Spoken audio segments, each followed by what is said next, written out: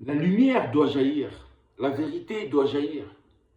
Et ça, peu importe si les gens sont choqués, peu importe si les gens ne sont pas prêts à entendre ça, peu importe si les gens sont dépassés, cette vérité, cette lumière doit jaillir, coûte que coûte. Et cette lumière, ce n'est pas n'importe qui pourra la supporter.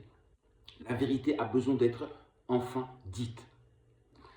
Vous savez, on va essayer de décortiquer, de trouver la vérité derrière les mots.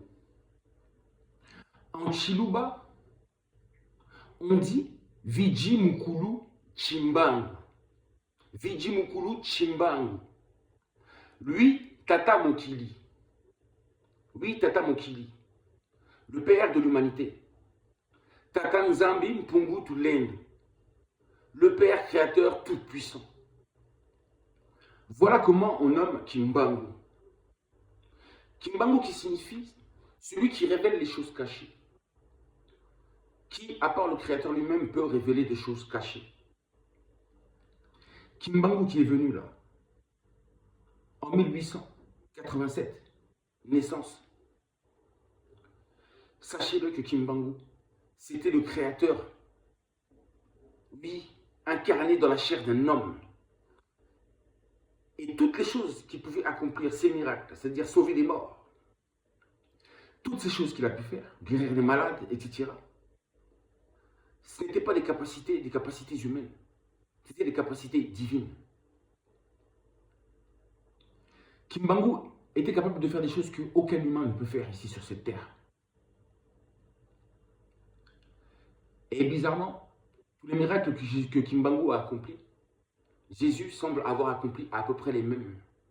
Mais sauf que Jésus ne les a jamais accomplis, mais Kimbangu a accompli et le monde l'a vu. Les gens se souviennent encore aujourd'hui de toutes ces choses mystiques qu'il a pu accomplir. Lui, le mystique, lui, le mystérieux. Donc, ce qui veut dire que si on comprend que Kimbangu est le créateur, et Tata Mokili, et Mpungu Tulendo, cela veut dire qu'au-dessus de Kimbangu, il n'y a rien d'autre. Aucun esprit n'est plus puissant que Kimbangu, puisqu'il est cet esprit tout-puissant. Au-dessus de Kimbangu, il n'y a personne. Et ce qui veut dire que la prière là, que nous avons de Kimbangu, là, cette prière que vous connaissez de Kimbangu, s'adressant au Dieu le Père créateur, cette prière est fausse. Kimbangu ne priait pas. Non, il ne priait pas. Il agissait. Il accomplissait, je vous dis, mystiquement. Non pas à travers des prières de la Bible, etc. Il n'utilisait pas la Bible pour faire tout ce qu'il faisait. Vous comprenez? Oui, il était vraiment tout puissant. Il est tout puissant, Kimbangu. Donc ça veut dire qu'il ne pouvait pas s'adresser à quelqu'un au-dessus de lui. Donc ces prières sont fausses. C'est l'invention des kimbanguistes de Diagenda. Ceux qui ont osé créer une religion à son nom sans demander sa permission. Eux, ils savent qui est Kimbangu. Eux qui se disent être Kimbangu, réincarné sur la terre là-bas à Nkamba. C'est faux, ça c'est de la manipulation. C'est faux. Nkamba là-bas, Kimbangu ne s'y trouve pas. Kimbangu ne s'est pas encore dévoilé de ce nouveau corps. Il est dans un nouveau corps, mais il ne s'est pas encore dévoilé au monde. Oui, il est le créateur de la chair de l'homme. Il est le gardien de l'humanité. Il est King Kong lui-même. Donc il ne pouvait pas prier quelqu'un au-dessus de lui. Il y a des parties de cette prière-là qui ont été faussées. Quand il dit prière à l'est et à l'ouest, là où se couche le soleil et là où se lève le soleil, je peux comprendre. Mais il y a des parties qui ont été rajoutées là-dedans. C'est-à-dire qu'à travers cette prière, on a voulu montrer qu'il y avait quelqu'un au-dessus de Kimbangu. Mais c'est faux, parce que Kimbangu est au-dessus, justement. Il est en haut de la pyramide. Tout en haut de l'humanité. C'est lui le gouverneur de l'humanité. C'est lui Pinanza. Oui, c'est lui Pinanza. C'est lui le tout-puissant. C'est lui le roi Congo. C'est lui le pharaon. Cette humanité lui appartient. Car il est le créateur. Kimbangu est le créateur. Cette histoire va dépasser beaucoup de personnes. Beaucoup vont me prendre pour un fou. Mais par contre, quand on vous parle de Jésus, que Jésus allait revenir, la seconde venue de Jésus, ça vous y croyez, vous dites que c'est possible. Mais quand on vous dit que c'est la seconde venue de Kimbangu, les gens ne veulent pas y croire. Alors que c'est l'histoire de Kimbangu qui est réelle, qui est vraie. Et votre histoire de Jésus, de l'invention pure. Jésus qui, alias Diagenda, pensez-vous que lui pourra sauver le monde? Diagenda, Kiangani, ils sont là, ils se disent être Kimbangu. S'ils étaient Kimbangu, pourquoi alors l'humanité continue encore de souffrir? Pourquoi alors ils marchent avec le Vatican?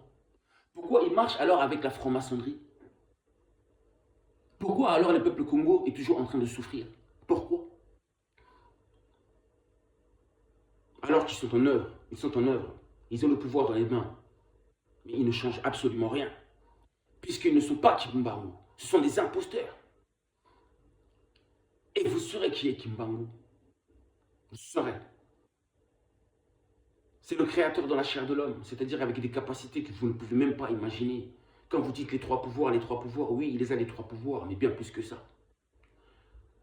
Bien plus que ça. Vous devez vous attendre à ça. Quand Kimbangu il a dit qu'il allait revenir, forcément, il y a des gens qui l'ont attendu, qui ont voulu le piéger, qui ont touché à son œuvre. Ils ont voulu salir l'œuvre qu'il avait accomplie. Ils ont voulu salir, mais c'est impossible. C'est impossible. Il avait dit lui-même que les gens chercheraient justement à salir son œuvre. Mais vous n'y arriverez pas. À salir son œuvre dans quel sens? C'est-à-dire que vous avez falsifié. Vous avez touché un peu à ses prophéties. Vous avez falsifié 2-3 phrases. Vous avez fait une prière. Vous avez falsifié un peu. Et après, vous osez dire que Kimbangu est l'envoyé de Jésus. Vous avez blasphémé. Vous avez blasphémé. Vous avez eu le temps, vous avez tellement blasphémé. Vous avez tellement blasphémé. Mais sachez que ça va vous coûter très cher, ça. Ça va vous coûter cher. Je dis, derrière ces prophéties de Kimbangu, il y avait des malédictions. Et ces malédictions-là, ce sont pour des gens comme vous. C'était pour des gens comme vous, qui agissaient de telle sorte. Oui, Mpungutu Lendo. Kimbangu, celui qui révèle les choses cachées. Qui peut révéler des choses cachées? Qui connaît la vérité dans sa profondeur? Qui dans ce monde? Personne. C'est lui, Horus, oui. C'est lui qui possède l'œil qui voit tout. Oui, Kimbangu possède l'œil qui voit tout. Et cet œil qui voit tout, comment vous l'appelez? L'œil de Dieu. L'œil de Nzambi. Mpungutu Lendo. Donc l'œil de Kimbangu. Vous comprenez? L'œil de Kimbangu. Ça peut vous dépasser. Certains vont prendre pour un fou. Mais je vous dis que c'est la vérité. C'est lui. Dieu. Nzambi. Le créateur. Kimbangu. Il est venu, il a dit je reviens. Il a accordé la première indépendance au peuple noir, la première. Il a dit ensuite je reviendrai pour leur accorder la seconde et véritable indépendance au peuple du Congo. Libérer la race noire de l'humanité. Libérer aussi les justes qui se trouvent dans les 4 coins du monde, peu importe leur couleur. Kimbangu qui avait annoncé la venue du roi sera meurtrière et sans pardon. La venue du Créateur parmi vous sera sans pitié et sans pardon. Lui seul capable de tout simplement de contrôler les 4 éléments. Qui peut contrôler les 4 éléments si ce n'est le Créateur lui-même? Les Belges le savent. Kimbangu leur a fait voir des choses mystiques qui ne vous ont pas dit. Ce n'était pas un humain ordinaire. Non. Et vous le saurez. Continuez à me prendre pour un fou. Mais un jour, vous saurez qui est Kimbangu. J'ai dit, le monde entier connaîtra le nom de Kimbangu. Et il dirigera cette humanité avec un bras de fer, justice, droiture et vérité. Qu'il en soit ainsi, il en est déjà ainsi. Gloire à Kimbangu, Mfumu Kimbangu, le roi des rois, le seigneur des seigneurs. Il ne fallait pas jouer à Kimbangu, il ne fallait surtout pas. Kimbangu, c'est une force qui vous dépasse et qui vous trépasse et qui vous fracasse.